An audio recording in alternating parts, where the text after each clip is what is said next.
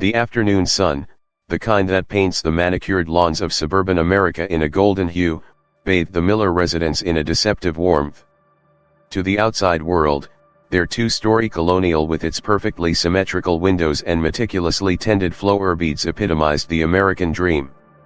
Sarah Miller, a talented architect with a portfolio boasting sleek, modern designs, pulled her SUV into the driveway, a small, excited smile playing on her lips. Her business trip had wrapped up early, and the thought of surprising David, her handsome and successful entrepreneur husband, filled her with a cozy anticipation. 5 years of marriage had woven a tapestry of shared laughter, whispered secrets, and a comfortable rhythm that Sarah cherished. She reached for the handle of the gift bag on the passenger seat, a vintage record she knew he'd been hunting for. As she stepped out of the car, a soft melody drifted through the open windows of their home. It was classical, elegant, the kind of music David occasionally put on during a quiet evening. But something felt off. It wasn't the usual playlist they shared, the familiar indie rock or blues that often filled their weekends. This was more formal, more intimate. A tiny seed of unease began to sprout in the fertile ground of her happiness. She'd expected silence, the quiet hum of an empty house awaiting its inhabitants. Instead, this unexpected serenade hung in the air, a discordant note in the symphony of her anticipated surprise. With a hesitant step, Sarah approached the front door, the smile now a fragile thing, easily shattered by the unknown waiting within. The front door, usually welcoming, now felt heavy, resisting Sarah's touch as if sensing the impending devastation. The classical music grew slightly louder as she pushed it open, the sound now carrying a saccharine sweetness that felt utterly wrong. Her footsteps were silent on the polished hardwood floors as she moved through the familiar entryway, the scent of David's favorite cedarwood candle mingling with an unfamiliar, cloying floral fragrance. A knot tightened in her stomach, a cold dread that had nothing to do with the unexpected music. She followed the sound, her heart beginning to pound a frantic rhythm against her ribs. It led her not to the living room, where David often relaxed with his music, but towards their master bedroom, a sanctuary she had always considered their most private space. A sliver of light escaped from beneath the closed door, and the music was undeniably emanating from within. A strange curiosity, a morbid fascination, warred with the rising tide of panic. She had to know. She had to see. With a hand trembling so violently she could barely control it, Sarah reached for the cool brass of the doorknob. Each minute movement felt amplified, the soft click of the latch echoing in the sudden silence that had fallen within the room, the music abruptly cut off. For a fleeting moment, a desperate hope flickered within her, perhaps he was on a video call, perhaps, but the image that greeted her as she slowly pushed the door inward eradicated any possibility of innocent explanation, searing itself onto her retinas with brutal clarity. The scene unfolded with a horrifying intimacy. David, her husband, the man she had pledged her life to, the father of her future children she dreamed of, was entangled with Jessica. Jessica Brown, her best friend, the confidant who had held her hand through every joy and sorrow, the woman she had trusted implicitly. They were wrapped in each other's arms, their expressions unguarded, lost in a moment of raw passion that excluded her entirely, a tableau of betrayal painted against the backdrop of their shared haven. The air in the room seemed to thicken, heavy with the weight of their deceit. Sarah felt as though she had stepped into a nightmare, a grotesque parody of the life she believed she possessed. The carefully constructed edifice of her happiness crumbled around her, leaving her exposed and vulnerable. A gasp escaped her lips, a small, strangled sound that shattered the intimacy of their embrace. David's head snapped up, his eyes widening in disbelief and then stark terror as he registered her presence. His face, moments before flushed with desire, now paled, the color draining away leaving him ashen. Jessica, her usually vibrant features contorted in a mask of shock and guilt, scrambled away from him, pulling the silk sheets up to cover her exposed body as if that flimsy barrier could somehow conceal the enormity of their transgression. Time seemed to warp and distort. The sounds of the outside world, the gentle breeze rustling the leaves, the distant drone of a lawnmower, faded into a muffled hum. All that existed was the suffocating silence in the room, broken only by Sarah's ragged breaths and the frantic thumping of her own heart. A wave of nausea washed over her, so intense that she thought she might physically be sick. The room swam before her eyes, the familiar furniture, the antique dresser she had painstakingly refinished, the framed photographs of their wedding day, the cozy armchair where they often read together, now seemed alien, tainted by the ugliness she had just witnessed. The pain was a physical blow, a crushing weight in her chest that stole her breath and left her reeling. It was a multifaceted agony, the gut-wrenching betrayal by the man she loved, compounded by the agonizing treachery of her closest friend. These were the two people she had trusted most in the world, the cornerstones of her emotional landscape, and they had conspired to shatter her reality. Tears welled in her eyes, blurring the already distorted scene. It wasn't just the act itself, the raw physicality of their infidelity, that devastated her. It was the years of shared history, the intimate conversations, the unwavering support she had offered both of them, now revealed as a cruel charade. Every shared meal, every friendly hug, every whispered confidence was now poisoned by the knowledge of their deception. In that moment, standing frozen in the doorway, Sarah felt utterly alone, adrift in a sea of betrayal. The life she had built, brick by painstaking brick, had been revealed as a fragile facade, easily shattered by the selfish desires of the two people she had held dearest. The American dream, with its promise of happiness and security, now felt like a cruel joke, a beautifully wrapped lie that had just been brutally unwrapped. The trust she had so freely given had been not just broken, but stomped upon, leaving her heart a shattered wasteland. The silence in the room stretched, thick and suffocating, pregnant with unspoken accusations and the dawning realization that nothing would ever be the same again. The perfect picture of suburban bliss had irrevocably cracked, revealing the ugly truth festering beneath the surface. The days that followed were a surreal blur of forced normalcy and gnawing suspicion. Sarah moved through their home like a ghost in her own life, the once familiar spaces now echoing with the phantom whispers of betrayal. David and Jessica, in a twisted display of audacity or perhaps a desperate attempt at self-preservation, tried to act as if nothing had happened. They spoke in hushed tones about mundane things, the weather, a neighbor's new landscaping, the latest local news, their eyes carefully avoiding Sarah's gaze, yet occasionally flicking towards her with a mixture of anxiety and a chilling calculation. Dinner that evening was a particularly agonizing affair. The polished mahogany of the dining table reflected the strained faces around it, the crystal glasses gleamed under the soft chandelier light, mocking the darkness that had descended upon their lives. David, ever the charming host, attempted small talk, his voice a little too loud, a little too cheerful. He spoke of a potential business deal, his usual enthusiasm sounding hollow and rehearsed. Jessica, sitting across from Sarah, offered a tight, insincere smile every now and then, her eyes darting nervously as she picked at her food. Sarah, for her part, remained largely silent. The initial shock had given way to a cold, simmering fury, a quiet determination to uncover the full extent of their deception. She ate mechanically, each bite tasting like ash, her senses hyper-alert to the subtle cues, the fleeting glances exchanged between David and Jessica, the almost imperceptible brush of their hands beneath the table, the carefully chosen words that skirted around the truth. Beneath the veneer of her outward composure, a storm raged. The memories of their shared past, once sources of comfort and joy, now twisted into instruments of torture.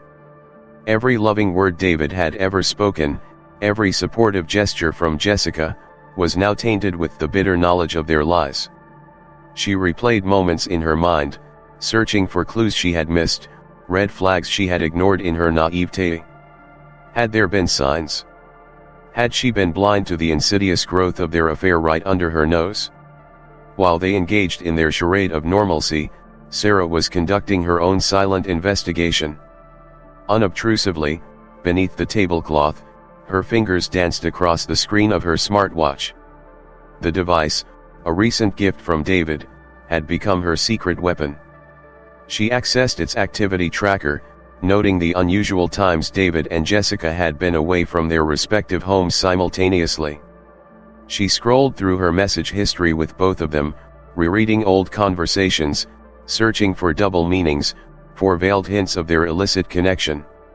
Most crucially, she activated the location tracking feature, a function she had rarely used before. As David casually mentioned his late meeting and Jessica spoke of running errands, Sarah's watch silently recorded their movements, plotting their paths on a digital map. The cold, hard data was a stark contrast to their carefully constructed denials. Each ping, each recorded location, was a silent witness to their betrayal, a piece of the puzzle that was slowly coming together in Sarah's mind. The pretense of the dinner continued, each forced smile and hollow laugh a fresh wave of nausea for Sarah. She felt a profound sense of detachment, as if she were observing the scene from a distance, watching two actors play out a poorly written script. The reality of their betrayal was so immense, so all-encompassing, that it felt almost unreal. How could the two people she had loved and trusted most be capable of such profound deceit? The struggle within her was immense. Part of her wanted to lash out, to scream accusations, to shatter the fragile facade of their composure. But another part, a more calculating and determined side, urged her to remain silent, to gather more evidence, to understand the full scope of their treachery before she revealed her knowledge. She knew instinctively that confronting them now, without irrefutable proof, would only lead to more lies and denials. So, she played along, offering curt responses to their forced pleasantries, her eyes occasionally meeting theirs with a cold, unwavering stare that hinted at the storm brewing beneath the surface. They seemed oblivious to the depth of her awareness, mistaking her silence for shock or perhaps even a naive acceptance of their flimsy excuses. As the agonizing meal finally drew to a close, Sarah excused herself, feigning a headache. She retreated to the sanctuary of her study, the digital map on her smartwatch glowing in the dim light of the room. The trails of their recent movements were damning, a tangled web of secret rendezvous and clandestine meetings. The truth, stark and undeniable, was beginning to solidify. The perfect suburban life she thought she had was a lie, built on a foundation of deceit and betrayal. And Sarah knew, with a chilling certainty, that she would not rest until the entire rotten structure was brought crashing down. The quiet war within her had begun, a silent battle for truth and justice waged in the heart of their deceptively normal home. Across town, in a less polished corner of the suburban landscape, Ryan Carter sat hunched over a cluttered desk in his small, no-frills private investigation office. The room was a testament to his former life as a police detective, stacks of manila folders threatening to topple, a corkboard covered in faded photographs and cryptic notes, and the lingering scent of stale coffee.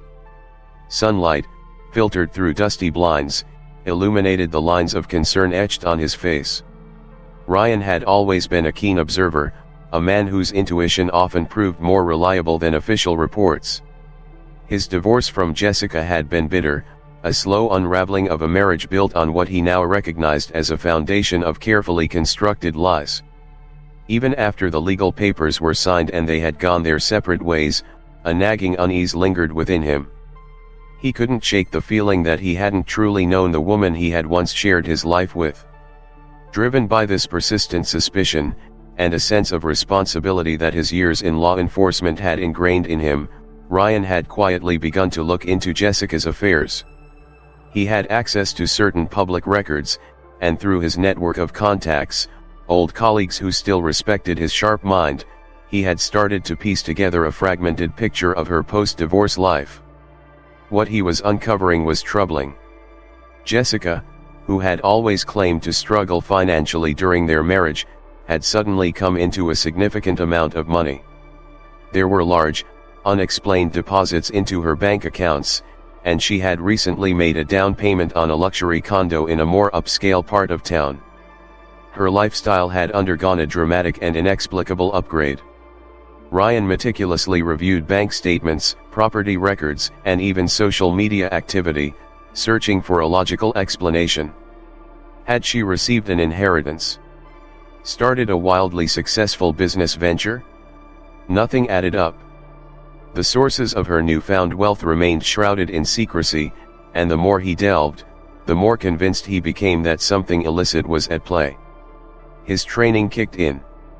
He approached the situation not as a jilted ex-husband, but as an investigator, looking for patterns, inconsistencies, and anomalies. He cross-referenced dates and amounts, trying to find a connection between Jessica's financial windfall and any unusual events or individuals in her life. He remembered snippets of conversations from their marriage, Jessica's sudden defensiveness when questioned about her finances, her secretive phone calls, her unexplained absences. At the time, he had attributed it to stress or perhaps a desire for independence after years of marriage. Now, viewed through the lens of suspicion, these seemingly innocuous incidents took on a darker hue. The photograph of Jessica on his corkboard, a smiling image from their happier days, now seemed to mock him. He stared at her face, searching for the telltale signs he had missed, the subtle indicators of deception that had been hidden beneath a charming facade. He felt a pang of regret for his past blindness, but that regret quickly morphed into a steely resolve to uncover the truth, no matter how unpleasant it might be. Ryan believed in the system. He had dedicated years of his life to upholding the law and bringing criminals to justice. The idea that his ex-wife might be involved in something illegal, something that had allowed her to accumulate such a significant amount of unexplained wealth, troubled him deeply. It wasn't just about the money, it was about the principle. It was about the violation of trust, the potential harm to others. He leaned back in his worn leather chair, the springs groaning beneath his weight. He had a gut feeling that Jessica's sudden prosperity was linked to something more sinister than a lucky break. He just needed the concrete evidence to prove it. He reached for a fresh cup of coffee, the bitter taste a familiar companion in his solitary pursuit of the truth. The pieces of the puzzle were scattered, but Ryan Carter, the seasoned investigator, was determined to put them together, one painstaking step at a time. His suspicion was a seed, and he intended to nurture it until it blossomed into undeniable proof. The quiet determination of a man driven by a sense of justice filled the small office, a silent promise that the truth, however buried, would eventually be unearthed. The air in the secluded stretch of woods behind the Millers' neighborhood was thick with the scent of damp earth and decaying leaves. The moon, a sliver in the inky sky, cast long, distorted shadows that danced with the rustling branches. David had suggested the late-night walk with a forced enthusiasm, painting it as a way for them to reconnect, to finally talk through their misunderstanding. Jessica, unusually quiet, had echoed his sentiment with a nervous smile. Sarah, though outwardly compliant, felt a knot of apprehension tightening in her stomach. The past few days had been a tightrope walk of feigned ignorance and simmering resentment. While she hadn't revealed her knowledge of their affair, the coldness in her demeanor had been palpable, a silent accusation hanging in the air between them. This sudden invitation for a nighttime stroll felt contrived, a jarring shift from the strained silence that had become their new normal. As they ventured deeper into the woods, the familiar sounds of suburban life, the distant hum of traffic, the occasional bark of a dog, faded away, replaced by the eerie symphony of crickets and the whisper of the wind through the trees. Sarah kept her smartwatch subtly positioned on her wrist, her thumb hovering near the side button, a silent insurance policy against her growing unease. David walked slightly ahead, his pace unnaturally brisk, his conversation a stream of nervous chatter about trivialities. Jessica lagged behind, her footsteps crunching softly on the fallen leaves, her gaze darting nervously into the surrounding darkness. Sarah felt increasingly isolated, a lamb being led to slaughter by the very people she had once trusted implicitly. The pretense dropped with brutal suddenness. As they rounded a bend in the narrow path, David stopped abruptly, turning to face Sarah with a hard, unfamiliar look in his eyes. Jessica moved quickly to flank her, her earlier nervousness replaced by a chilling resolve. "Sarah," David began, his voice devoid of the warmth she had once known, "we need to talk. Seriously talk." Before Sarah could respond, Jessica stepped forward, her hand flashing out with surprising speed. A heavy, dark object, a small, metal flashlight, slammed against the back of Sarah's head. A blinding flash of pain exploded behind her eyes, and a strangled cry escaped her lips as she stumbled forward, her vision blurring. The world tilted violently. She felt a second blow, harder this time, and then the rough ground rushed up to meet her. The damp earth pressed against her cheek, the smell of soil and decay filling her nostrils. Disoriented and reeling, she tried to push herself up, but strong hands forced her back down. Panic surged through her, cold and paralyzing. The pieces clicked into place with terrifying clarity. This wasn't a conversation, this was an ambush. They weren't trying to reconcile, they were trying to silence her. Through the haze of pain, she saw their faces above her, contorted with a mixture of fear and grim determination. David's eyes, once filled with affection, were now cold and calculating. Jessica's features, once so familiar and comforting, were now hard and unrecognizable. "You know, don't you?" David hissed, his voice low and menacing. Sarah, her head throbbing, could only manage a weak groan. They knew she knew. And now, they were going to make sure she couldn't tell anyone else. As they struggled to subdue her, Sarah's fingers fumbled desperately for the side button of her smartwatch. Despite the throbbing pain in her head and the frantic movements of her attackers, her muscle memory took over. With a small, almost imperceptible click, she activated the SOS function.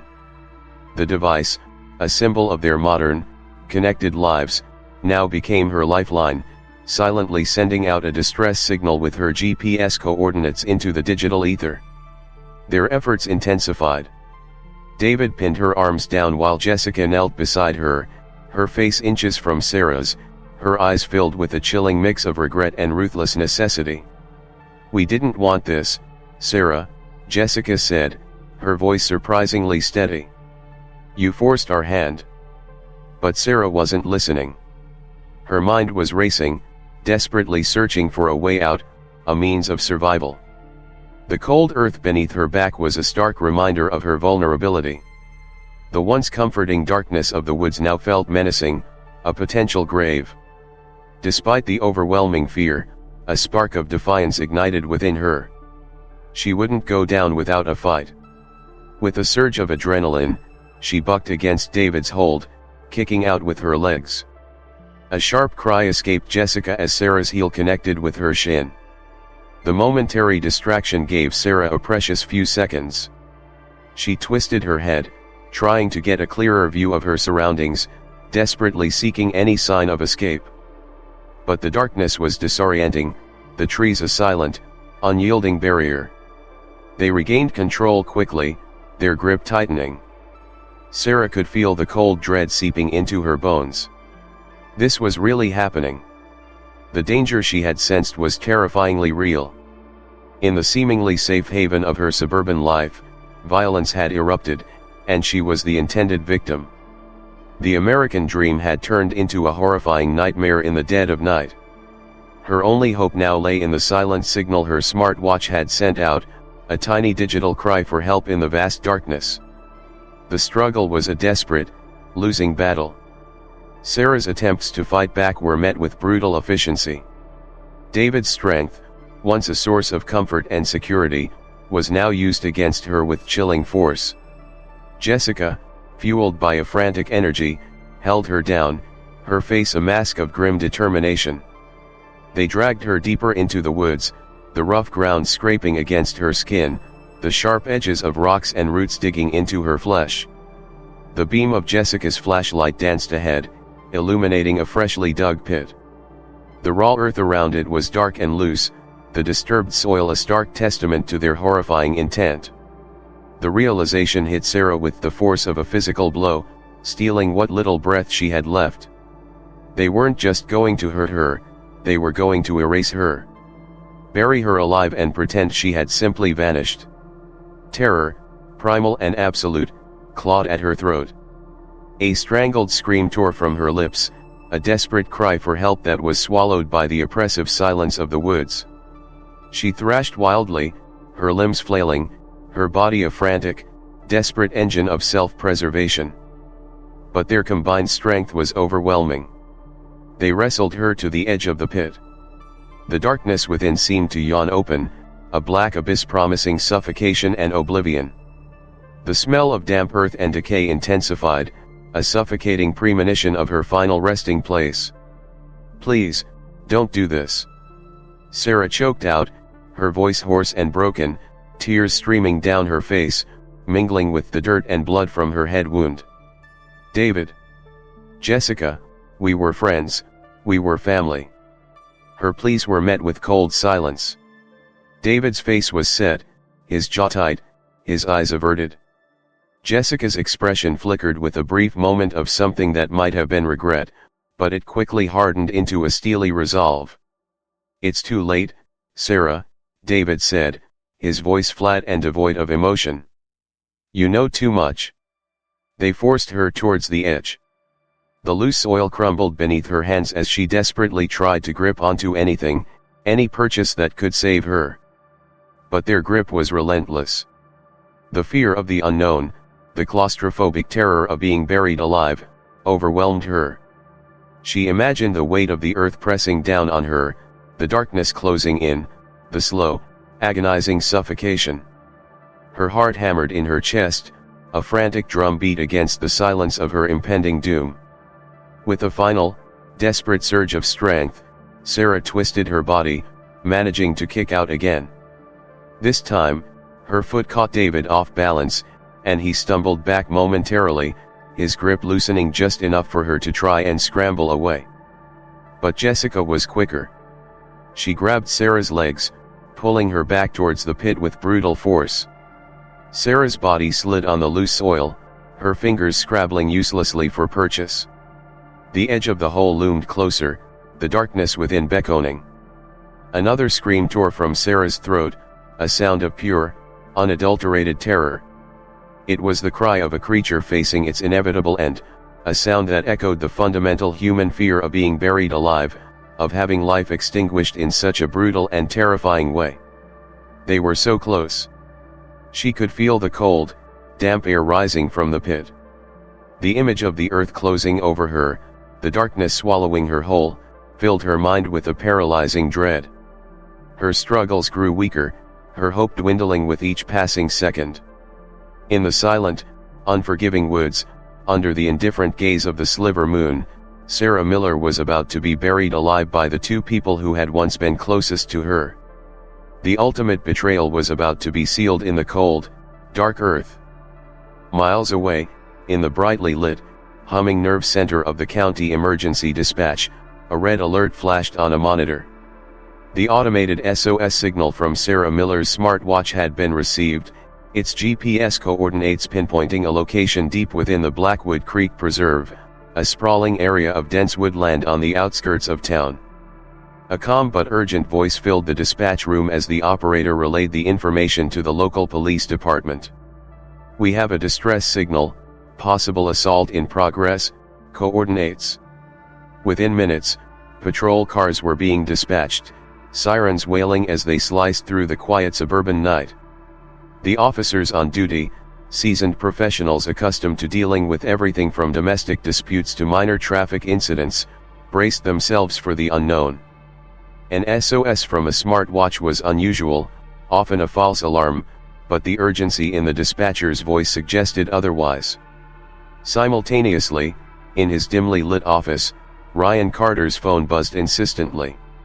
He glanced at the screen, an alert from the discreet tracking device he had surreptitiously placed on Jessica's car weeks ago.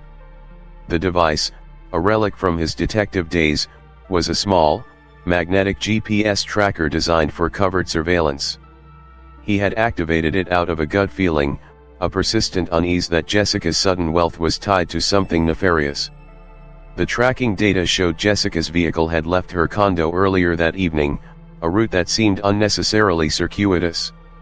More alarmingly, it had stopped for an extended period deep within the Blackwood Creek Preserve, the same location flagged by the smartwatch SOS.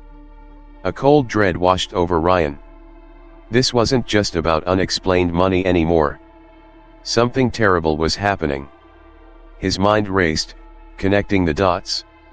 Jessica's suspicious finances, her secretive behavior, and now her presence, along with David's car also showing in the same remote location, coinciding with a distress signal. It all pointed to a sinister scenario.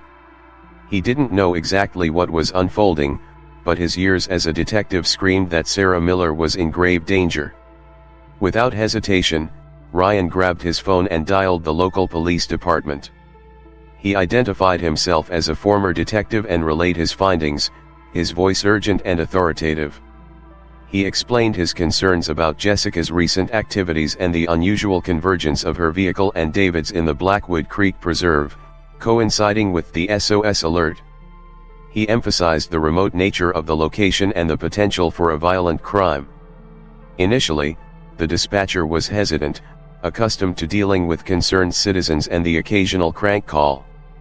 But Ryan's calm, professional demeanor and the specific details he provided, his former affiliation with the force, the tracking data, the unusual SOS, lent credibility to his claims. He painted a picture of a potentially life-threatening situation, urging them to treat his information with the utmost seriousness.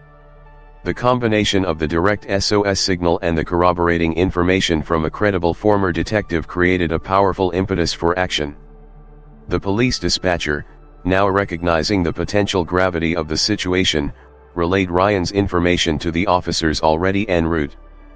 The pieces were falling into place, a testament to the unexpected synergy of modern technology and the instincts of a seasoned investigator.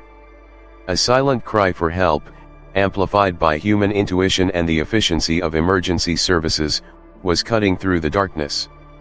The hope for Sarah's rescue, though fragile, was now a tangible possibility. The American ideal of community safety and the effectiveness of law enforcement, bolstered by technological advancements, was being put to the ultimate test in the shadowy depths of the Blackwood Creek Preserve. The wail of sirens cut through the stillness of the night, a discordant symphony that echoed through the dense trees of the Blackwood Creek Preserve. The flashing blue and red lights of the approaching patrol cars cast an eerie, strobing glow on the shadowy undergrowth. Time was a critical factor. Every second that ticked by increased the likelihood of Sarah succumbing to her injuries or the horrifying fate David and Jessica intended for her. Leading the search was Sergeant Miller, no relation to Sarah or David, a veteran officer known for his calm demeanor under pressure and his meticulous approach to every case. He had listened intently to the dispatcher's briefing, the urgency in her voice underscored by the unusual nature of the SOS signal and the corroborating information from former Detective Carter. He knew that a silent alarm from a smartwatch often indicated a situation where the victim couldn't verbally call for help, suggesting immediate and significant danger. The officers fanned out, their powerful flashlights cutting through the darkness, illuminating the tangled vegetation and the uneven terrain. The air was thick with anticipation and a growing sense of dread.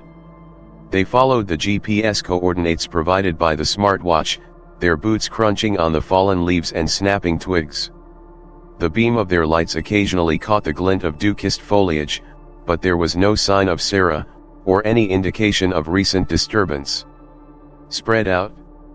Keep shouting her name," Sergeant Miller commanded, his voice firm but laced with urgency. "Carter's information puts them somewhere in this vicinity. They can't have gone far." Ryan Carter, having provided the crucial initial tip, was not far behind. He had driven to the edge of the preserve as quickly as possible, his old police instincts kicking into high gear. He knew the area well, having patrolled these woods countless times during his years on the force. He understood the dense foliage and the hidden trails that could easily conceal a crime scene. He met Sergeant Miller at the makeshift command post that had been established near the entrance to the woods, his face etched with concern. "Sergeant, I have a bad feeling about this. Jessica, She's capable of anything if she feels cornered. He relayed more details about Jessica's erratic behavior and her sudden influx of cash, further solidifying the suspicion of foul play. The search intensified. The officers moved with a renewed sense of urgency, their calls for Sarah echoing through the trees. The rhythmic sweep of their flashlights became more frantic, their eyes scanning every shadow, every rustle of leaves. The possibility of finding her alive grew slimmer with each passing minute. Then, one of the officers, a young patrolman named Davies, shouted out, his voice filled with a mixture of relief and horror. "Sergeant! Over here! I've found something!" Sergeant Miller and Ryan raced towards the sound of his voice, their hearts pounding in their chests. Davies stood near a small clearing, his flashlight beam fixed on the disturbed earth near a freshly dug pit. The loose soil was unmistakable, a raw wound in the otherwise undisturbed forest floor. And lying half-buried nearby was a discarded metal flashlight, its surface smeared with what appeared to be blood. A collective gasp went through the small group of officers. The scene confirmed their worst fears. This wasn't just a missing person, this was a violent crime in progress. "Get the shovels!" Sergeant Miller barked, his calm demeanor replaced by a steely urgency. She could still be alive. The next few moments were a frantic race against time. The officers began digging furiously, their shovels biting into the loose earth. Ryan watched with bated breath, his hands clenched into fists, a knot of anxiety tightening in his gut. He prayed that they weren't too late. He prayed that Sarah Miller, a woman he had never met but now felt a strange connection to, was still alive beneath the cold, unforgiving soil. The sounds of their digging echoed through the silent woods, a stark contrast to the earlier stillness. Each scoop of earth brought them closer to the potential horror buried beneath. The air crackled with tension, the flashing lights casting long, dancing shadows that seemed to hold their breath along with the rescuers. Finally, after what felt like an eternity, a muffled sound reached their ears, a weak groan, barely audible beneath the weight of the earth. Hope surged through the group of rescuers, a powerful antidote to the despair that had begun to creep in. "She's alive," someone shouted, and the digging intensified, fueled by a renewed sense of urgency and determination. They worked feverishly, their hands raw, their muscles burning, driven by the fundamental human instinct to save a life. The belief in the system, the unwavering commitment of law enforcement to protect and serve, was on full display in the heart of the darkened woods. They were the thin blue line against the encroaching darkness, and they were fighting to pull Sarah Miller back from the brink. The distant sirens, which had initially brought a sense of hope, now seemed to fade into the background, replaced by the immediate and desperate task at hand, unearthing a life buried beneath the soil. The trust placed in them, the expectation that they would answer the call for help, was about to be either tragically fulfilled or devastatingly betrayed. In this moment, their training, their dedication, and their unwavering belief in the value of human life were all that mattered. The frantic digging continued, the officers working with a desperate urgency fueled by the faint sounds emanating from beneath the earth. Shovelful after shovelful of dark, damp soil was heaved aside, the small pit growing wider as they carefully excavated the area. Ryan Carter stood nearby, his face a mask of tense anticipation, his eyes fixed on the growing cavity in the ground. He could hear the muffled groans now, weaker but undeniably present, a fragile testament to Sarah's will to survive. Finally, a hand emerged from the soil, pale and lifeless looking, the fingers curled in a desperate claw. A collective gasp escaped the rescuers. "She's here!" Sergeant Miller yelled, his voice thick with emotion. They worked with even greater speed now, their movements precise and careful, mindful of the delicate life buried beneath. They used their hands to scoop away the remaining earth, revealing Sarah's head, her face pale and covered in dirt, her breathing shallow and ragged. A dark, sticky substance matted her hair, evidence of the brutal assault. "Get an EMT down here, now!" Sergeant Miller barked into his radio, his eyes never leaving Sarah's still form. Two paramedics, who had arrived with the second wave of police vehicles, rushed forward, their medical bags in hand. They knelt beside the pit, carefully assessing Sarah's condition. Her pulse was weak, her breathing labored, but she was alive. As the paramedics worked to stabilize Sarah, other officers moved swiftly to apprehend David and Jessica. They stood nearby, their faces illuminated by the flashing police lights, their initial shock having given way to a sullen resignation. The game was over. Their desperate gamble had failed. David offered no resistance as he was handcuffed, his eyes downcast, his face ashen. The confident facade he had maintained just days ago had completely crumbled, replaced by a look of utter defeat. Jessica, however, remained defiant, her eyes blazing with a mixture of anger and fear. "You can't do this," she screamed, her voice hoarse and cracking. "We didn't mean to, it was an accident." Her protests fell on deaf ears. Two officers firmly took her arms, their grip unyielding. The sight of Sarah being pulled, lifeless and covered in dirt, from the makeshift grave was a stark and undeniable indictment of their actions. As Sarah was carefully lifted from the pit onto a waiting stretcher, a low moan escaped her lips. Her eyelids fluttered open briefly, her eyes unfocused and filled with pain. A wave of relief washed over the rescuers. She was still fighting. The scene was a stark tableau of good and evil. The flashing lights illuminated the faces of the determined rescuers, the pale and vulnerable form of the victim, and the grim, defeated expressions of the perpetrators. The swift action of law enforcement, spurred by technology and the intuition of a concerned citizen, had intervened in the nick of time, preventing a horrific tragedy. The arrest of David and Jessica was swift and decisive. There was no ambiguity in their actions, no room for doubt about their intent. The freshly dug grave, the bloodied flashlight, and Sarah's near-death condition spoke volumes. The wheels of justice, though sometimes perceived as slow, had moved with remarkable speed in this instance, a direct consequence of the clear evidence and the prompt response of the authorities. As David and Jessica were led away in separate patrol cars, their faces illuminated by the harsh glare of the headlights, a sense of grim satisfaction settled over the scene. The swift apprehension of the perpetrators served as a stark reminder that such acts of violence and betrayal would not go unpunished. The sanctity of life, even in the quiet suburbs, would be defended. Sarah was carefully loaded into the waiting ambulance, the paramedics working feverishly to stabilize her for the journey to the hospital.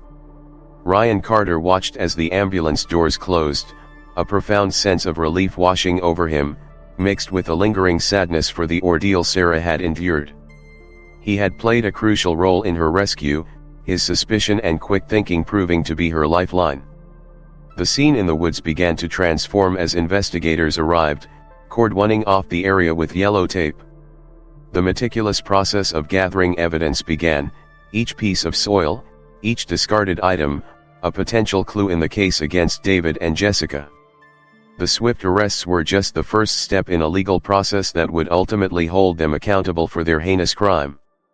The American ideal of justice, of a system that protects the innocent and punishes the guilty, was now in full motion. The darkness of the woods would soon yield its secrets to the light of investigation and the unwavering pursuit of truth. The community, though unaware of the near tragedy that had unfolded in their midst, would soon learn of the darkness that had lurked beneath the veneer of suburban normalcy, and the swift action that had prevented its ultimate triumph. The sterile white walls of the hospital room offered a stark contrast to the dark, earthy confines of Sarah's near grave. The beeping of medical equipment was a constant, rhythmic reminder of the fragile line between life and death that she had so narrowly traversed. Days had bled into each other in a haze of pain medication and fitful sleep. The physical wounds, the head trauma, the abrasions from being dragged through the undergrowth, the deep bruising, were slowly beginning to heal. But the invisible wounds, the scars left by the profound betrayal and the terrifying ordeal, ran much deeper. Slowly, tentatively, Sarah began to piece together the events of that horrific night. Fragments of memory surfaced, The forced pleasantries of the walk, the sudden, brutal blow to her head, the suffocating darkness as they tried to bury her alive, the desperate struggle for survival. The full weight of what David and Jessica had done pressed down on her, a crushing burden of disbelief and pain. Yet, amidst the darkness, there were glimmers of light.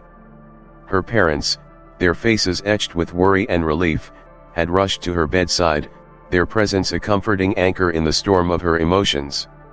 Close friends, the ones who had always been true and loyal, filled her room with flowers and quiet words of support, their presence a balm to her wounded spirit.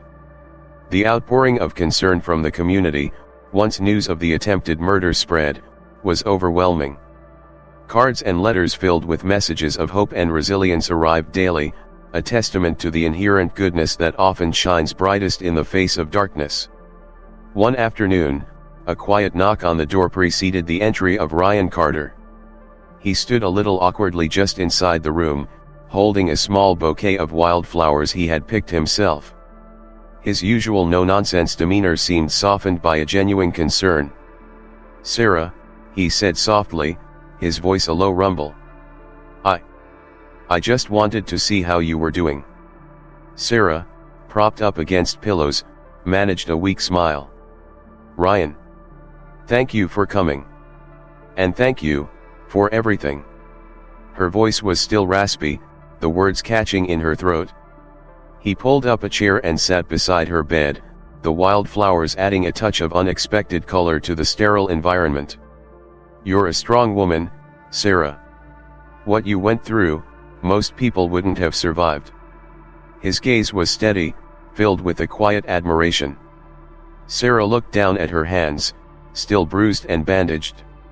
"I was terrified. I just kept thinking. I couldn't let them win." The memory of the suffocating darkness sent a shiver down her spine. Ryan nodded, understanding in his eyes. "That instinct to survive, it's a powerful thing. You fought hard." He paused, then added, "Your smartwatch, that SOS signal saved your life." It was a long shot, but it worked. Sarah managed a faint smile. "David gave it to me for my birthday." Ironic, isn't it? A heavy silence fell between them, the unspoken weight of the betrayal hanging in the air. I can't understand how they could do that," Sarah whispered, her voice filled with a raw pain that transcended the physical. "Jessica, she was my best friend." Ryan's expression was grim. "Betrayal cuts deep. Especially when it comes from those we trust the most. I learned that the hard way myself."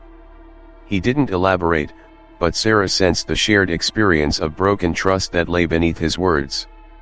He spent some time talking with her, not about the crime or the upcoming trial, but about ordinary things, the weather, a local baseball game, the progress of her recovery.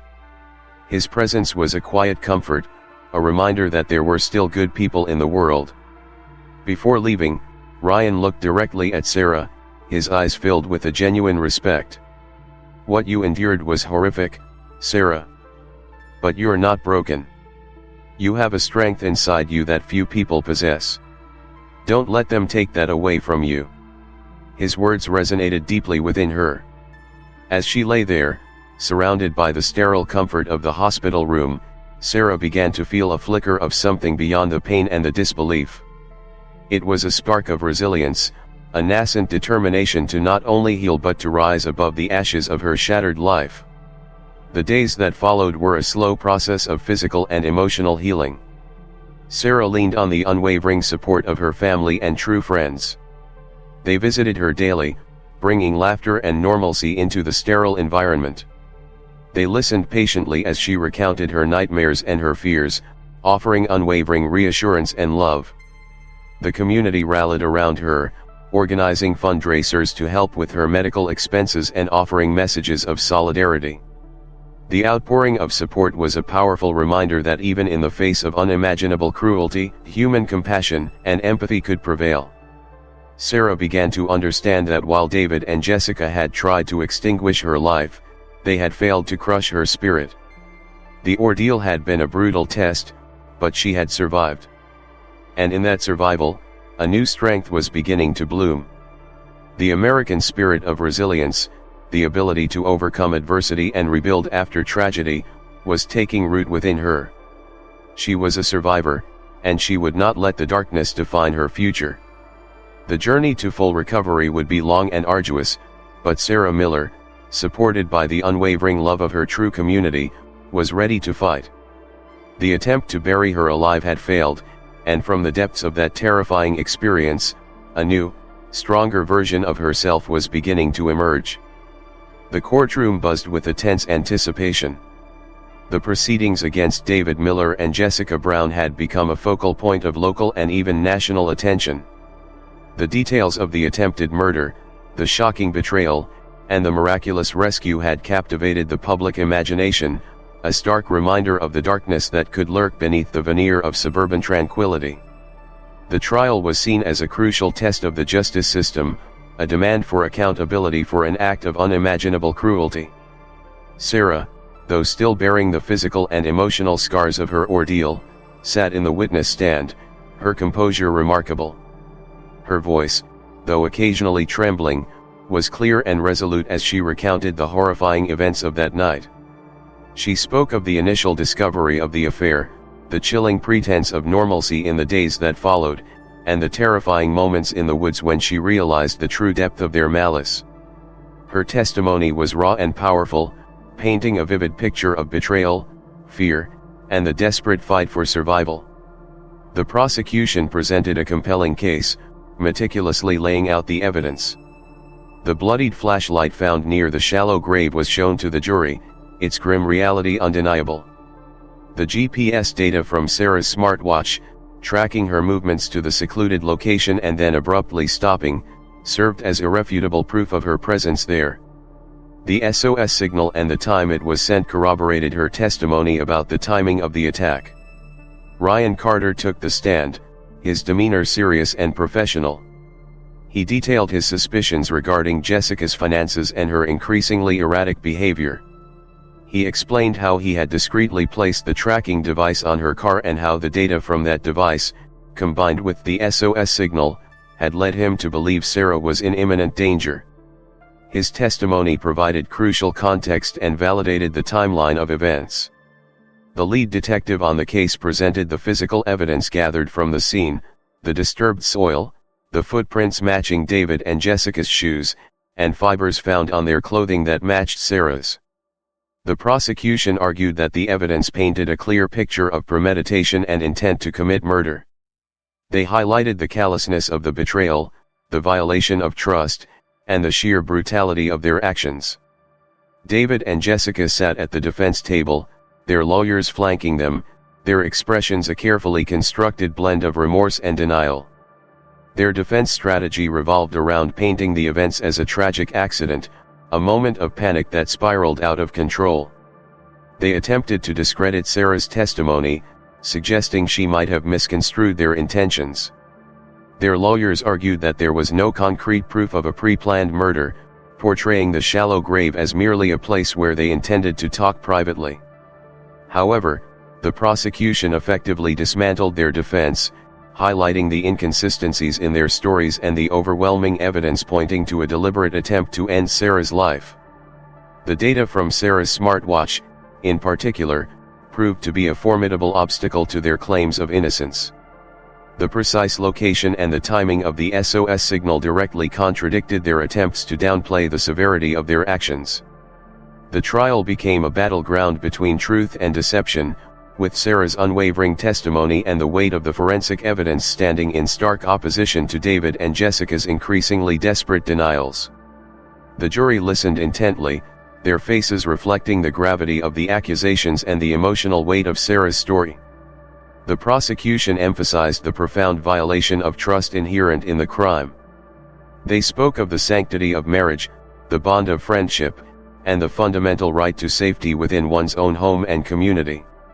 They argued that David and Jessica's actions were not just a crime against Sarah but an assault on the very fabric of societal trust. The defense attempted to portray David and Jessica as flawed individuals who had made a terrible mistake in a moment of panic. They pleaded for leniency, arguing that their lives should not be destroyed by a single, albeit horrific, act.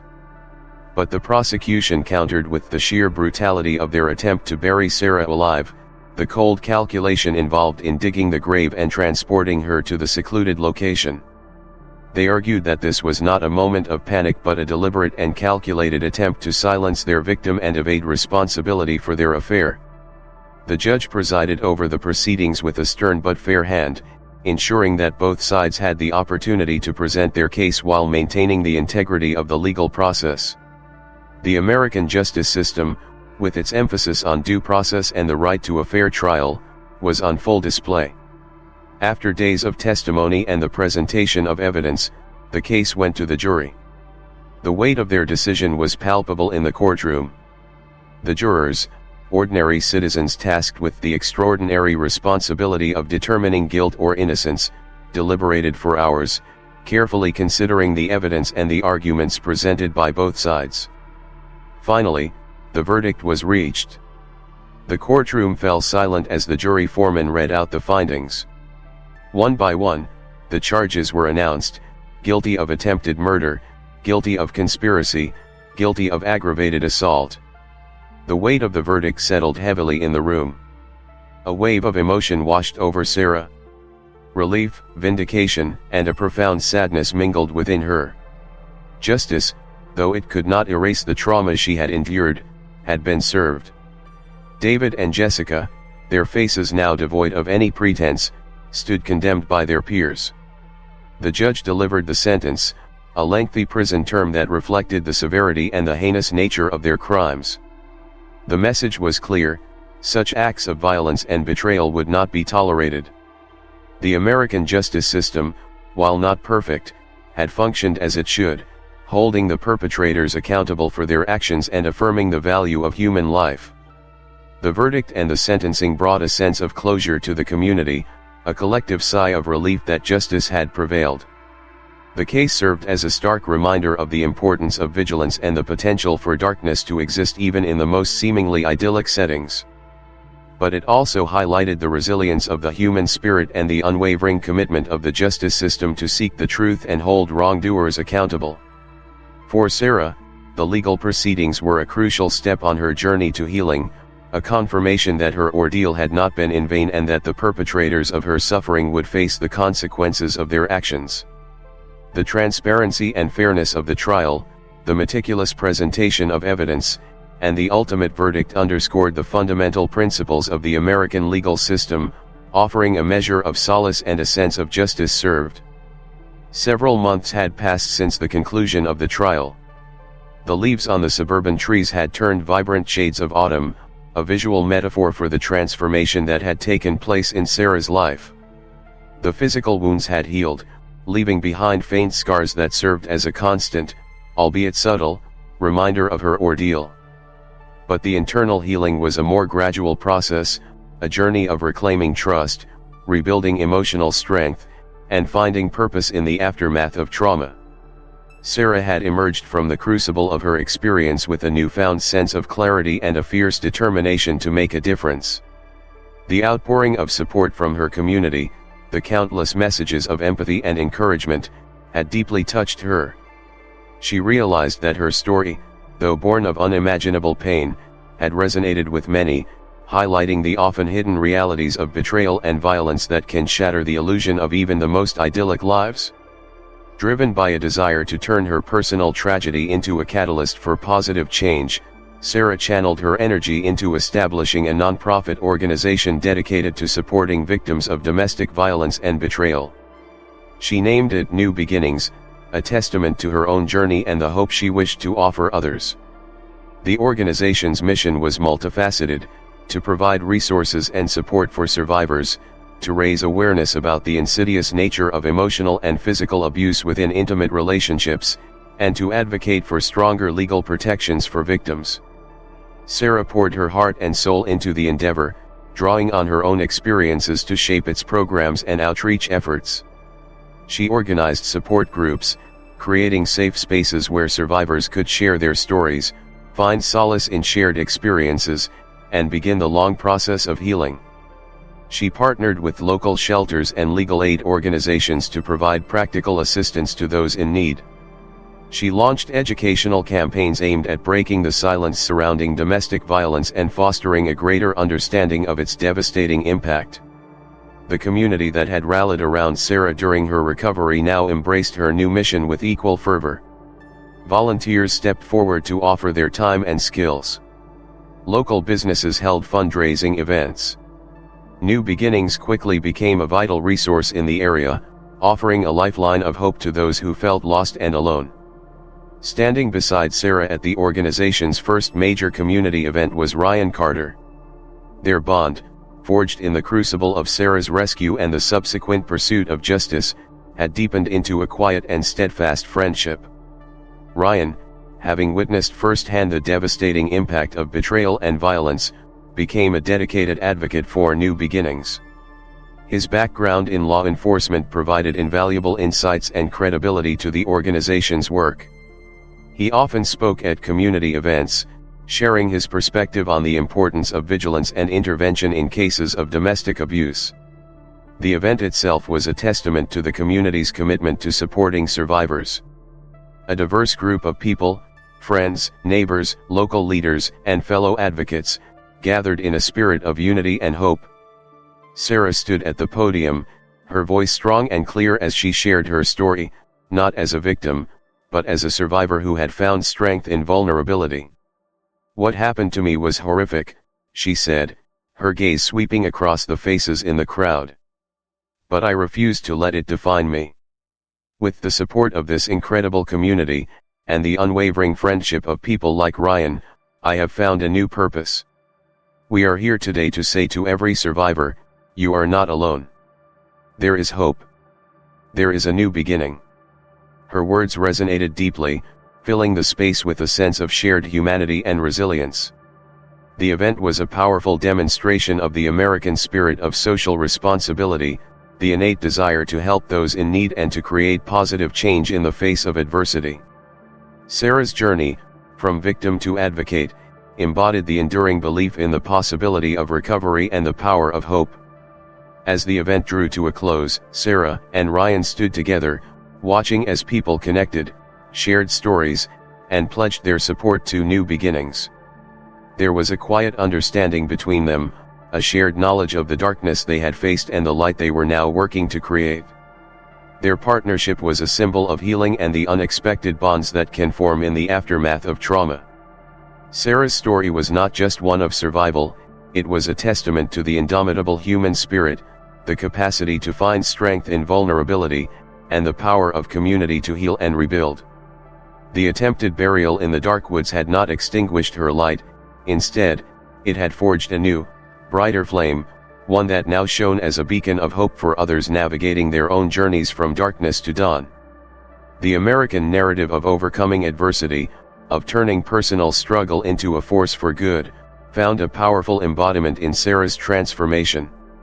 Her new beginning was not just for herself, but for all those who needed to believe in the possibility of a future free from violence and betrayal. The scars remained, a reminder of the pain, but they were no longer symbols of defeat. They were badges of courage, testaments to a spirit that refused to be buried.